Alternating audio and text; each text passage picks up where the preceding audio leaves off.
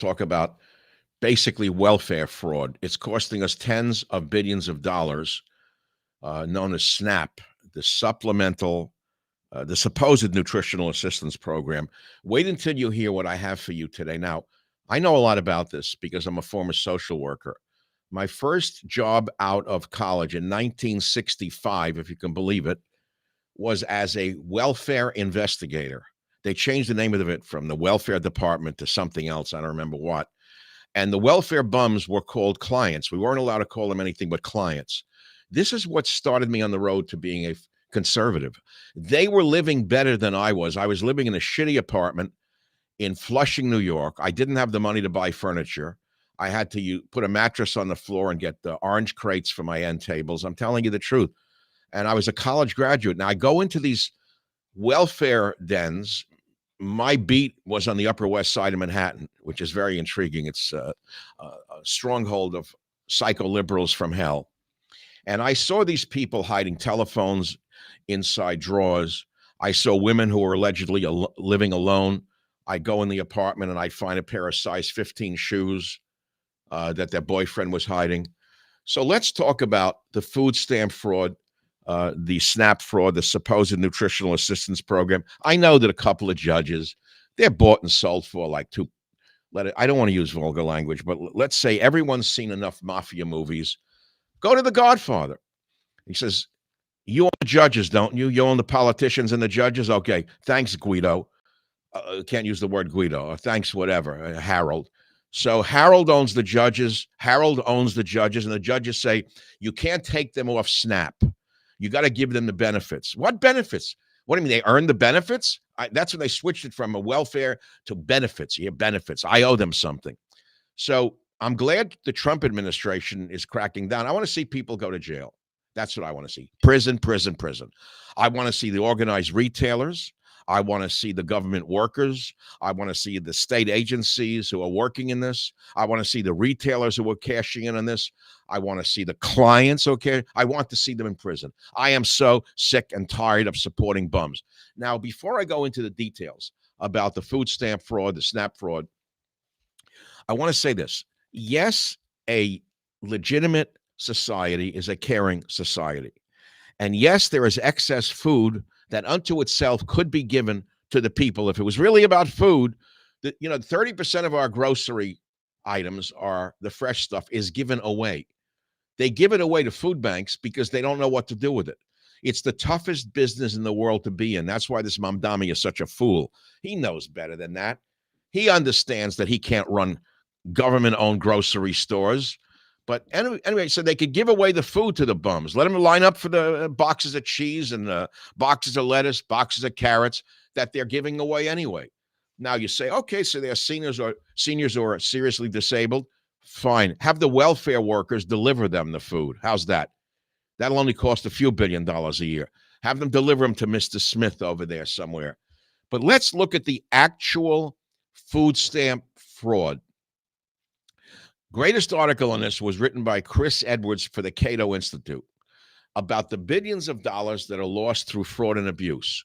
And it's not just welfare bums, businesses, organized gangs stealing benefits. And he says the switch from paper food stamps to electronic benefits transfer, EBT cards, 20 years ago created new avenues for abuse. Now, how many of you have gone into supermarkets and seen people with stacks of EBT cards?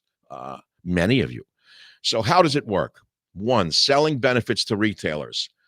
I hope that many of them are put in jail. Individuals swipe their EBT cards at corrupt retailers and receive part of the value in cash, about 50 cents on the dollar. So what happens then? What do the store owners do with the cards? In Baltimore, a dozen store owners were found to have illegally gained $16 million in SNAP benefits. In Cincinnati, owners of a meat market were convicted of a $3.4 million in illegal SNAP transactions. And recently in Fresno, California, a bakery owner was charged with $5 million in illegal SNAP transactions. That's just the tip of the iceberg.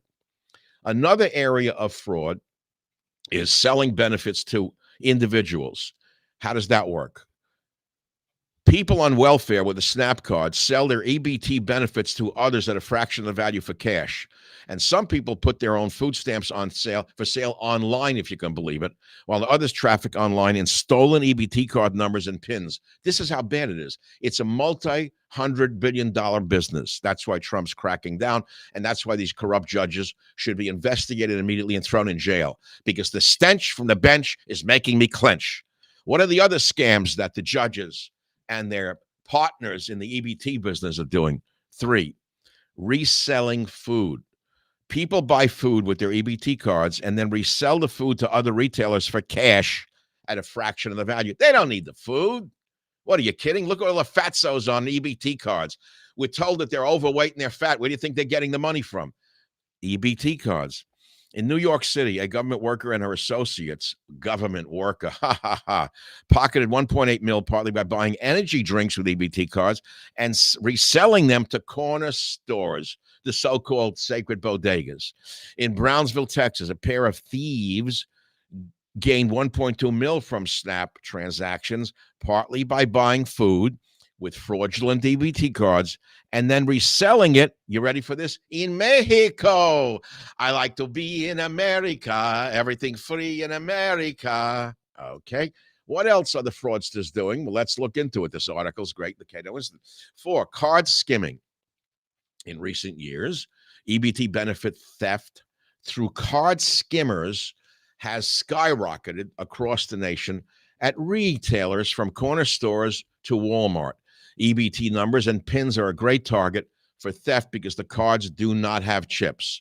5, phishing. You've heard of the word phishing. I don't mean with a rod and a reel. Phishing and other sorts of EBT data hacks are on the rise. With phishing without rods and reels, thieves posing as government caseworkers use text messages to SNAP recipients to steal card numbers and pins. Next, falsifying eligibility. Listen to this one.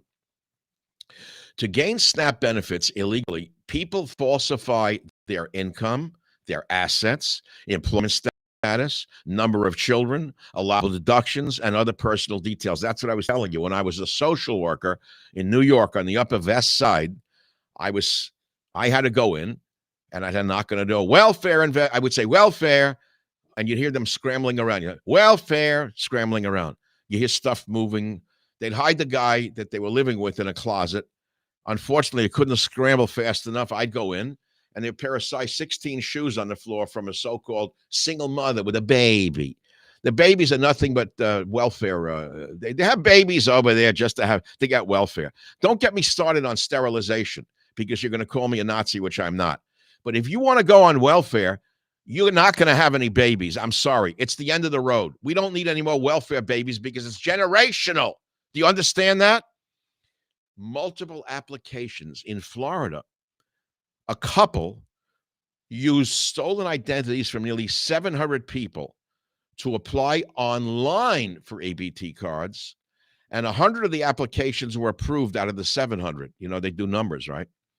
The couple pocketed nearly 200 grand by swapping the cards for cash at a so-called corrupt retailer. Another strategy, ready for this one, is to claim bennies or benefits in multiple states. So they drive around, from New York to Florida. They stop in the Carolinas. They cash in everywhere they go in multiple states, getting benefits for the poor babies that Kamala Harris is talking about. The babies are going to starve. Number 8, retailer application fraud. Retailers ineligible for SNAP falsify their applications to get approved, and retailers disqualified from SNAP for trafficking immediately reapply under different names. Sound familiar? The government has greatly expanded the number of SNAP-approved corner stores, bodegas, which have higher trafficking rates than major grocery chains. Bodegas. Number 9, state agency fraud.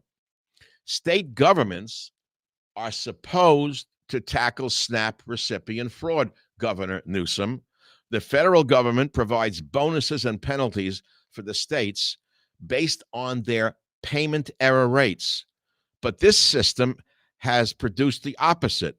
Some states are actually falsifying their records. Kamala, you know that. You're a former state senator. excuse me, you're a former senator, you're a former DA. You know exactly what we're talking about. So don't give us the crocodile tears about the babies that are going to starve. You know where the fraud is, but you never did a goddamn thing about it, Kamala. Finally, 10, which you'd expect. Government worker theft. You mean government workers who are furloughed? Some of them are corrupt. You must be kidding me. Aren't they all civil servants who would get better jobs in the private sector if they tried? Yeah, we used to hear that all the time, right? It's like professors. Well, if you fire those professors, they'll just go out into the private sector and get a job. Yeah, go try it now. So crooked state administrators, Kamala, pocket SNAP benefits, Kamala. In one recent case in North Carolina, Kamala, a SNAP caseworker altered food stamp account information and sent EBT cards to her own home address, which she then used to pocket $234,000 of benefits in cash, Kamala. I'm sure you know about it. If I know about it, you're a former DA, Kamala. You're a former U.S. Senator, Kamala. You're a former DA, Kamala. You should know about this, Kamala. So let's stop crying crocodile tears over the poor children who are going to be missing their food when we cut off the SNAP benefits because they're not benefits to begin with. And thank you very much for listening. Well, that concludes my mini broadcast on supposed nutritional assistance programs. And as a former social worker, I say yes, 100%. Go after all of them, but put them into workhouses, throw them into work camps. I don't want to pay another dime to this. I'm sick of it. And how much of their money that's being scammed is going kicking up to the Democrat senators, even Republican senators? What, they're all sacred? No. So that's the whole deal right now. Typically, you get office from addicts or such. The going rate is 50%. I just said that. It's 50%. They sell their SNAP cards so they go out and buy crack or fentanyl with it. It's sickening. And that's the end of the story, my friends. I hope you've enjoyed this exposure of the food stamp fraud top 10 on the Savage Nation. And stay tuned for more reality from Michael Savage, who's giving you a reality kick every time you listen to me. And remember, this Sunday night, 8 p.m. Eastern, 5 p.m. Pacific.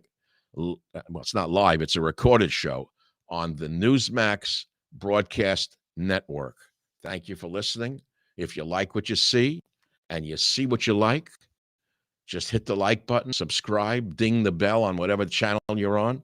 And with God's will and your listenership, I shall always try to give it to you with a straight edge ruler. Bye-bye. Thanks for listening. I always have trouble